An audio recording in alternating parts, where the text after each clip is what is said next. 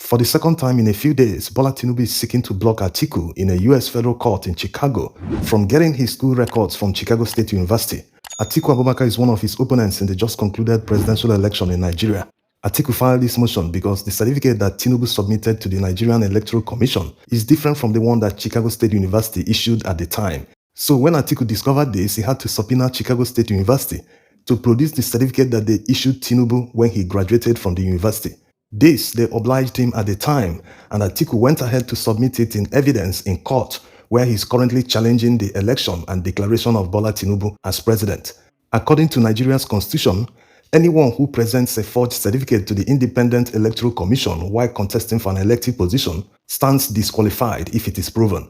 So based on this, Atiku wants the court to disqualify Tinubu because the certificate he submitted is different from the certificate that Chicago State University issued. While seeking to block Atiku from getting access to his Chicago State University records, Tinubu told the court that he violated his privacy rights. He cited one 1974 privacy law for American students. But Atiku's attorney found it strange that someone that is holding a public office will prevent someone from getting access to his school records, not to talk of a co-contestant in the contested election. On the side of Chicago State University, they are not opposing Atiku's application. They feel they are not obligated to block the access of the school records of Tinubu. Will Tinubu's privacy really be violated if his Chicago State University records are revealed? The answer is no. First of all, let's look at the way it is seen in Nigeria. The moment someone presents himself for an elective position, he will go on to fill his Independent Electoral Commission forms. These forms ask questions about the person, his biodata, his history, his age, schools he attended, and all that. So all that info will become public the moment he submits that form to INEC. INEC is a public institution that conducts election in Nigeria. A candidate in an election can see that information through a court order or subpoena. And in this case, Atiku Abubakar did the same. He subpoenaed INEC to produce these documents, and when they produced it, he compared it with the results he got from Chicago State University. As you can see here, the one on the left is the one that Tinubu submitted to INEC. You can see the official stamp from INEC. The one on the right is the one he received under subpoena from Chicago State University. There's a lot of differences. You can see there are 3 signatures on the one he produced, while there are 2 from the university. You can see the fonts, you can see the heading. Everything is different. So this was what made Atiku Abubakar to seek for further information from the university in the US, because it doesn't make sense that someone who attended Chicago State University can go back to the same university and say, hey, I lost my university certificates, there was a fire, blah, blah, blah, please, can you give me another one? As simple, they will just give you another one, then that person can use it to submit to INEC in official capacity. So could it be that it wasn't this Tinubu that was enrolled in the university in the first place?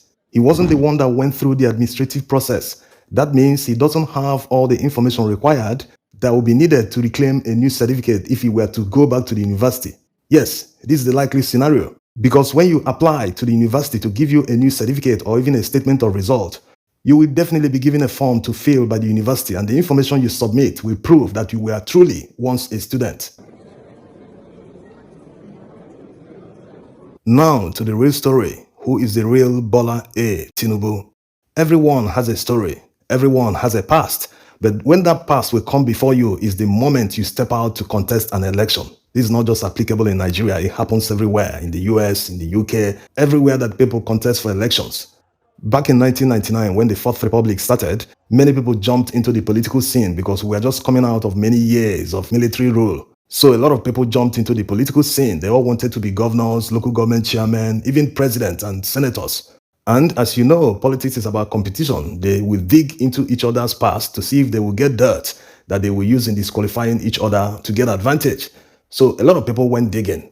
That was how it was discovered that the certificate that Tinubu submitted had a lot of problems. His forms were riddled with mistakes and outright lies and forgeries. The first lie that was detected in the governorship form that he submitted to INEC was the secondary school he claimed to have attended in Ibadan. It's a very funny story. In fact, the school, having heard that Tinubu claimed to have attended their school, organized a get-together for the old boys of the secondary school. But while they were still in planning stages of the event, some of the old boys said they didn't know Tinubu. Many of them, when they were asked, none of them knew him. It became an embarrassment to the extent that the school had to cancel the event. It was that strange.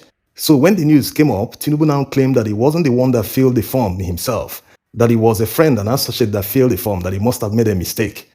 That was how he struck off the school from his CV. In this presidential election that he contested, he left out the secondary school position blank.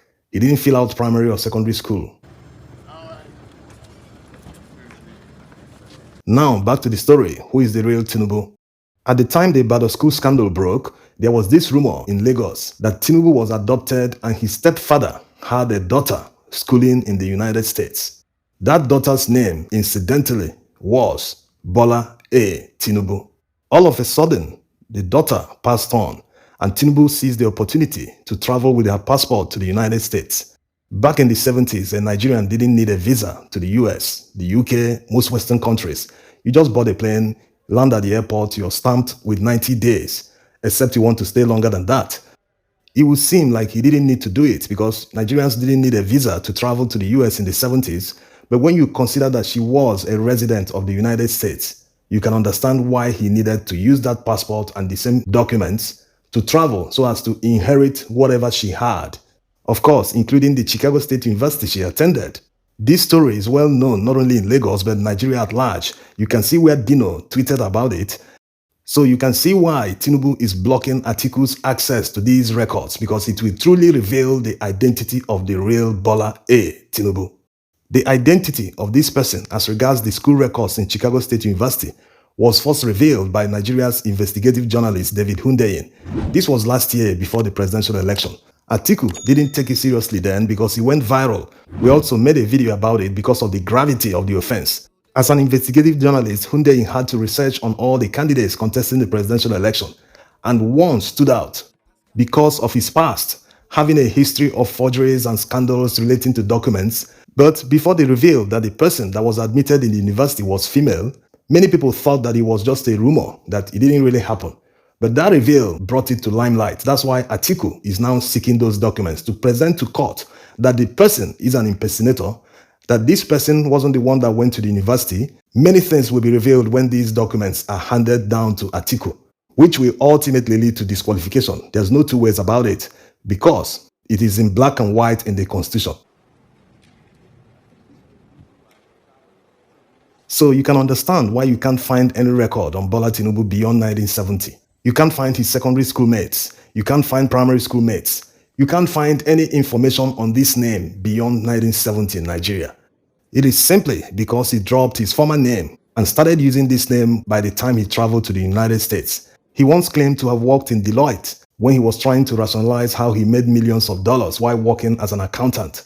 Deloitte denied ever knowing him, that they searched all their data, all their records. They can't find a former staff member in the name Bola Tinubu.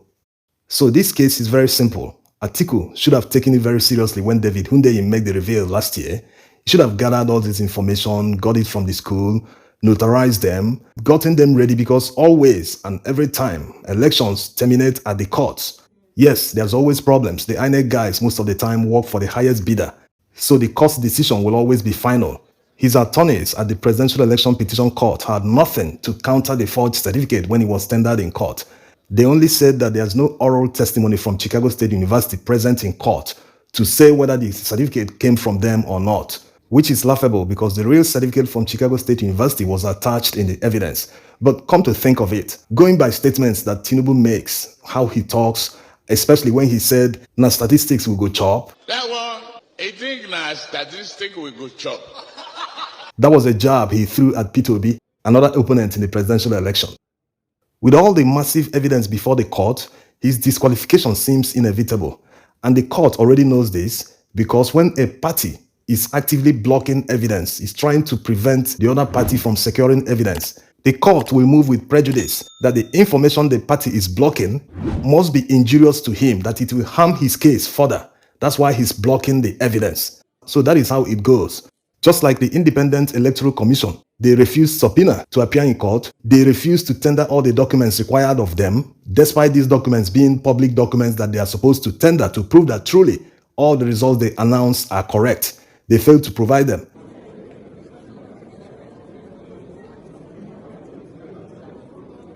So the court must also move with prejudice that all the information and evidence they blocked, they refused to tender, must be injurious to them, which means they are actively protecting the person they wrongly declared.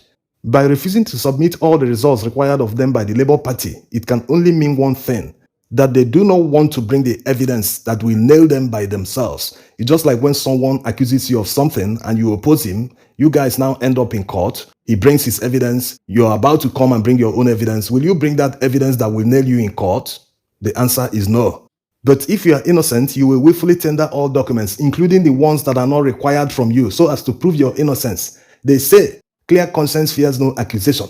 You will simply tell, hey, my lords, I'm innocent, look at everything, please free me. That's how it's supposed to be. Imagine INEC claiming that they didn't rig the election, that everything went perfectly, and they are now told, hey, bring the evidence, let's check the numbers, let's check the figures. And instead of bringing the results to prove it before the court, they are now saying, hey, we don't have the results. No reason was given. In fact, they dodged subpoenas. It's completely laughable. Even the only witness they called against Labour Party, he made this statement in his witness statement. It's laughable after INEC denied that the fact that they didn't upload the presidential election results on election day didn't affect the collation of the results. This is what he said. In paragraph 22 of his witness statement, he said, I know that the authentic and statutorily prescribed storage portal on which results can be accessed for the purpose of the determination of this petition or review of the election is the IREV portal. So this statement by the witness is in contrast to what they are arguing in court. In fact, it's an acceptance of what the petitioners, the Labour Party, said in their petition. Also in their final address where they told the court to use these IREV copies that INEC gave them as certified true copies, since these copies are the same with the hard copies and INEC claimed to have used hard copies to collate, that the court should go ahead and use the IREV copies to collate the results. So in essence, INEC came to court to agree with the argument of the petitioners. It can't be better than this. So we all look forward to the judgment day, which shouldn't be more than 2 weeks from now. All eyes on the judiciary. Thanks for watching.